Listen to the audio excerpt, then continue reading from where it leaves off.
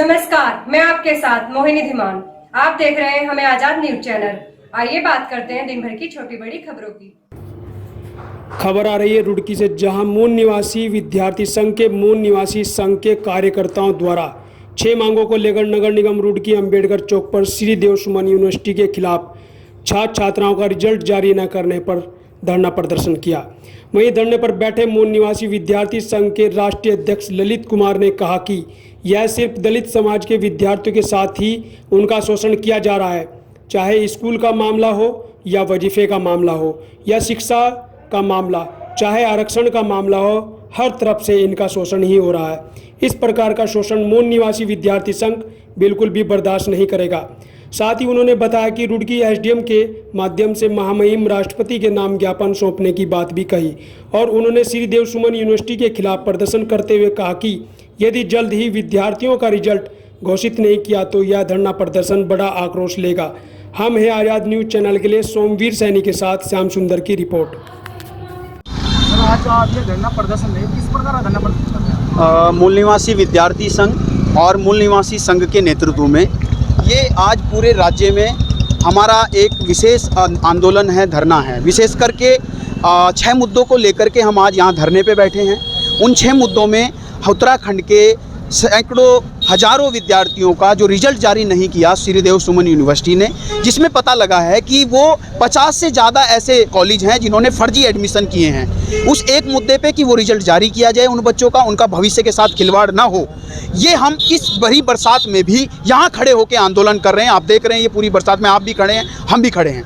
उसके बाद में हमारा दूसरा मुद्दा है कि अभी नीट में बैकवर्ड क्लास के लोगों का रिजर्वेशन ख़त्म किया गया है। जो ओबीसी का रिजर्वेशन ख़त्म किया है उसको जारी रखा जाए, ये हमारी एक दूसरी मांग है। तीसरी मांग, विद्यार्थियों की जो पिछले कई सालों से छात्रवृत्ति जारी नहीं हो रही है, उस विद्यार्थियों की रुकी हुई छात्रवृत्तियों को तत्काल दिया जाए, तीसरी हमारी मांग है। चौथी हमारी मांग है कि जो हजारों साल से शोषण उत्पीड़न झेल रहे हैं, कोरोना काल में जिनको कोरोना योद्धा कहकर के सफाई करा ली गई है, उनको आज तक भी नियमित पक्के रोजगार नहीं मिले हैं। हमारी मांग है सभी डिपार्टमेंट में उनको सरकारी पक्के रोजगार दिए जाएं। पांचवी हमारी मांग है कि बैकलॉग के जो रिक्त पद पड़े हैं पूरे देश में भी और उत्तराखंड में खास करके, उनको सरकार बदलने से पहले, चुनाव होने से पहले सरकार को बदलना चाहिए। सरकार को घोषणा करनी ही नहीं चाहिए बल्कि नियुक्ति करनी चाहिए।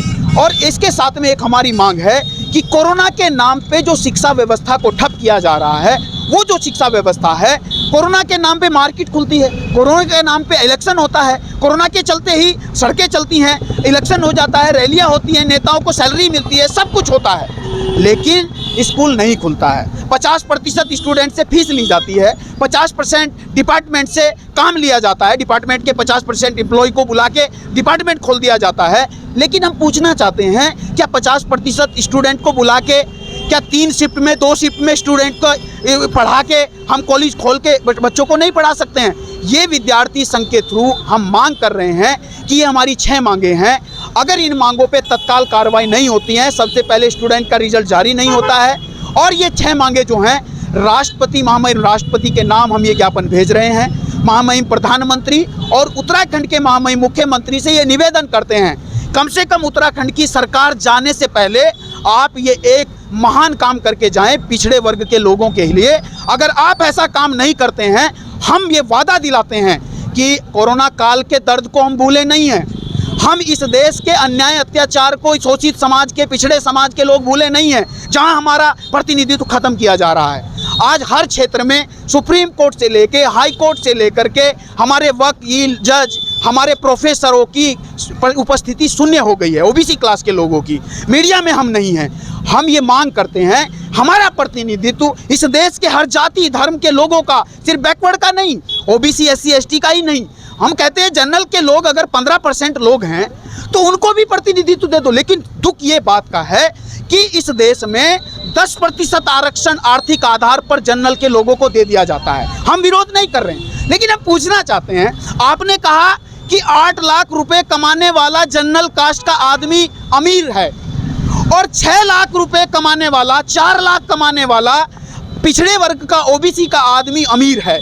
एक जगह 8 लाख कमाने वाला गरीब नहीं है, एक जगह 4 लाख कमाने वाला अमीर है। ये कौन सा आधार है गरीबी का? अरे गरीबी का आधार अगर रखना था तो दोनों के लिए इक्वल रखना था। वन नेशन वन टैक्स की बात करते हो, वन नेशन वन टैक्स की बात करते हो, वन इलेक्शन की बात करते हो, अभी अभी योगा दिवस पे एक राष्ट्र एक स्वास्थ्य की बात करते हो, तो एक राष्ट्र एक शिक्षा की बात क्यों नहीं करते? एक राष्ट्र एक मनसा की बात क्यों नहीं करते?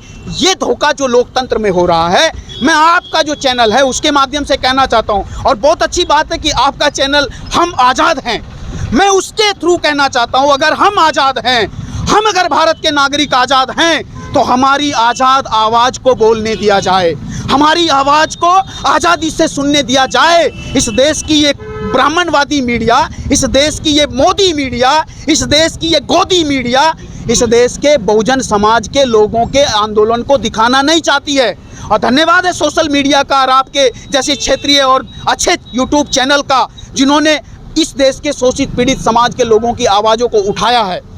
किसान आंदोलन में एक आदमी को हीरो बनाया जाता है, बैकवर्ड समाज के एक आदमी को हीरो बना के आंदोलन को भटकाया जाता है। अब समाज भटकेगा नहीं, नेताओं की मीठी बातों में आने वाला नहीं है। सीधे सवाल करेगा विद्यार्थी, सीधे सवाल पूछेगा युवा। अगर देश 62% युवाओं का भारत है, तो संसद और विधानसभाओं में 62% युवा क्यों नहीं है? वहाँ पर 90% बूढ़े कैसे बैठे हैं? हम भारत के युवा एजुकेटेड पर्सन पूछते हैं, पीपल्स पूछते हैं, 62% युवाओं की भागीदारी कब दोगे? इस देश की 50% महिलाओं को 35% की लॉलीपॉप देने वालों, 50% महिलाओं की भागीदारी कब दोगे? ओबीसी को 52% जनसंख्या के आधार पर उनकी हिस्सेदारी कब दोगे? एससी के लोगों को आज तक तुमने अन्याय किया, अत्याचार किया, उनकी मांगे पूरी कब करोगे?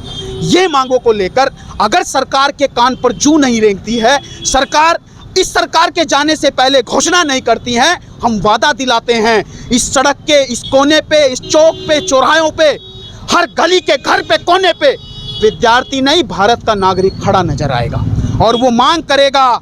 लोकतंत्र में जनता को आज़ाद होने का, व्यक्त करने की आज़ादी के साथ में वो अपनी मांगों को मांग कर रहेगा। हम ये मांग करते हैं सरकार से, यही आज हम महामहिम राष्ट्रपति को ज्ञापन दे रहे हैं, यही हमने महामहिम प्रधानमंत्री और माननीय मुख्यमंत्री के नाम ज्ञापन अभी भेजा है। और आगे हम अभी यहाँ से जो पिछले एक हफ्ते से पूरे राज्य में सफाई कर्मचारियों को नियमित रोजगार के लिए धरने चल रहे हैं, हमारा पूरा प्रतिनिधिमंडल वहाँ जाकर के समर्थन देगा और उसके बाद में गांव-गांव में जाकर के हम ये जन चेतना का काम शुरू कर रहे हैं। धन्यवाद। कि आज हमने मूल निवासी संघ और मूल निवासी विद्यार्थी संघ के माध्यम से छात्रों की समस्याओं को लेकर आज धरना प्रदर्शन किया है। तो अभी हाल ही में नीट में जो ओबीसी का रिजर्वेशन समाप्त किया गया है, उसको लेकर हम आज धरना प्रदर्शन कर रहे हैं, क्योंकि नीट में ओबीसी का जो रिजर्वेशन समाप्त किया गया है, उससे क्या है कि ओबीसी समाज के जो बच्चे हैं वो डॉक्टर बनने से वंचित रह जाएंगे, और डॉक्टर बनने से वंचित रह जाएंगे तो देखिए किस स्तर पर उस समाज के लोगों में उतनी जागरूकता नहीं आएगी, और उस समाज के जो आगे उस समाज को आगे बढ़ना चाहिए था, वो उस प्रकार से उसका विकास नहीं हो पाएगा। साथ ही साथ हमने ये मुद्दा भी लिया है, अभी उत्तराखंड प्रदेश में छात्रों के साथ बहुत सारी धोखाधड़ी हो रही है। छात्रों से सीट से ज़्यादा सीटों पर, मतलब सीटें जितने ऊपर से निर्धारित की जाती है उससे ज़्यादा सीटों पर एडमिशन लिए जाते हैं, उनके एग्ज़ाम भी कराए लिए जाते हैं, उनसे एडमिशन फीस भी ली जाती है, लेकिन फिर उनका रिजल्ट रोक दिया जाता है। और उनके रिजल्ट को भी लेकर अभी छात्र आंदोलन कर रहे हैं। हमने 10 दिन पहले 15 दिन पहले भी एसडीएम महोदय को भी ज्ञापन दिया था, उन्होंने हमें कुछ समय दिया था, लेकिन उस समय अंतराल में भी कुछ नहीं हुआ है, और इसलिए आज फिर हम धरना प्रदर्शन कर रहे हैं। खबरों का सिलसिला लगातार जारी रहेगा। मिलते हैं एक छोटे से ब्रेक के बाद। आप जुड़े रहिए हमें आजाद न्यूज चैनल के साथ।